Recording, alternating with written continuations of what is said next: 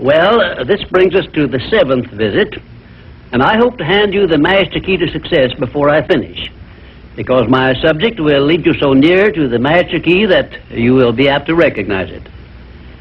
As I have suggested in previous visits, a positive mental attitude can clear away all obstacles which stand between you and your major purpose in life.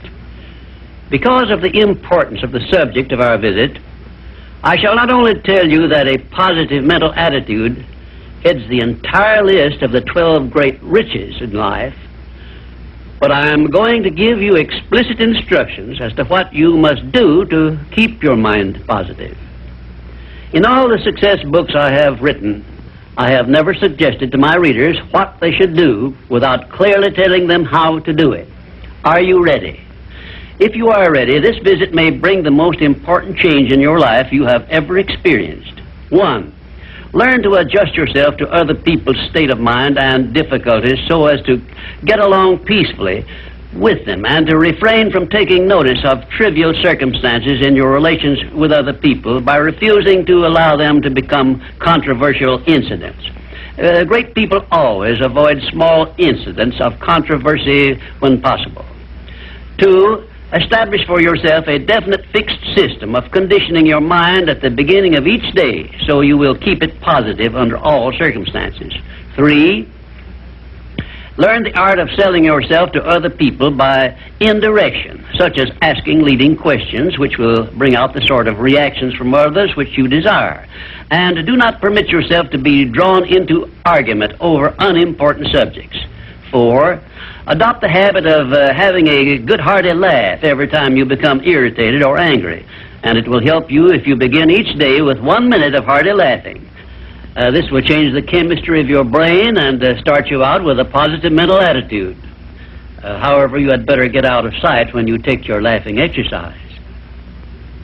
5. Start each day with an expression of gratitude for all the adversities, defeats, failures you have experienced in the past, and search for the seed of an equivalent benefit these have yielded you through the passing of time. Then give thanks for the blessings you expect to receive during the day.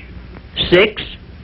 Learn to concentrate your attention on the can-do portion of all of your problems and desires and start action where you stand in carrying out this portion.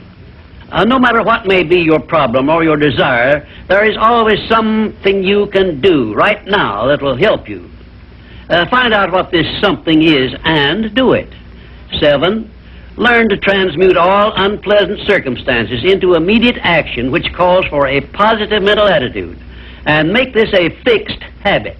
For example, when you are angry, switch your mind to some sort of action in connection with your hobby or your major purpose in life, and keep it busy with that subject for 5 minutes. 8. Recognize that every circumstance which influences your life, whether it is a pleasant or unpleasant circumstance, is grist for your mill of life, and so use it to make it pay you dividends in one form or another, remembering meanwhile that your strength grows out of your struggles. Follow this instruction and you will soon learn that there is no such thing as an unprofitable experience. 9. Look upon your life as a continuous process of education, of learning from all your experiences, good and bad, and be always on the alert for gains of wisdom which come to you a little at a time in both your pleasant and unpleasant experiences. 10.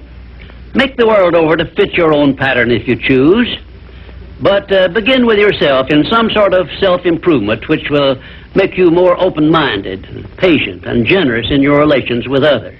11.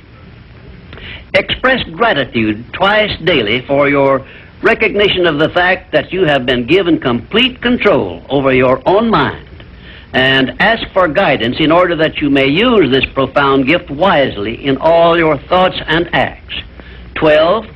Go out of your way daily to comment enthusiastically on the good qualities of those with whom you live and work, but do not mention their negative qualities. Then observe with benefit to yourself how quickly others will begin to concentrate on your good qualities. Remember, I'm still talking about how to keep your mind positive. And 13, Accept all criticism of yourself as an occasion for self-examination to determine how much of it is justified, and you will be sure to make startling discoveries about yourself which will help you to the remainder of your life. 14. Do not accept from life or anyone else anything you do not desire. And remember that Mahatma Gandhi proved himself to be more powerful than the great British military forces by this simple method of passive resistance. 15. Remember always that there are two kinds of circumstances which cause you to worry. Those you can do something about, and those you can do nothing about. Nothing, that is, except to use passive resistance and refuse to permit them to worry you. 16. Keep your mind eternally engaged in thinking of that which you desire most, your major purpose in life, so no time will be left for you to waste on thinking of that which you do not want. And let me digress here while I tell you we are now rubbing elbows with the great master key of success this very moment. And 17, if you should ever be so unfortunate as to feel sorry for yourself, look around until you find someone who is worse off than yourself, and start where you stand to give him help. Make this procedure a habit, and you will witness one of the great miracles of life, because that which you do to or for another, you do to or for yourself. And 18, choose some person whom you consider to be the sort of person you would like to be. Then go to work and emulate that person in every way possible.